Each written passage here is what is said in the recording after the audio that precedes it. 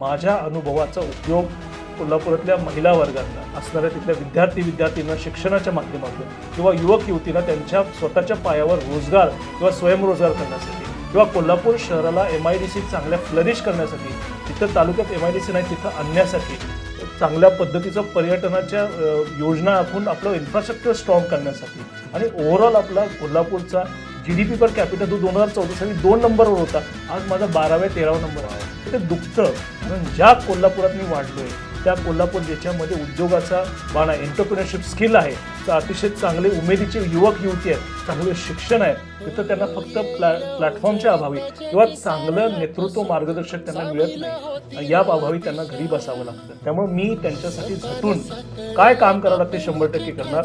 कोल्हापूर जिल्ह्याच्या विकासासाठी चेतन नके हे तुमच्यासाठी 24 तास अवेलेबल असतील.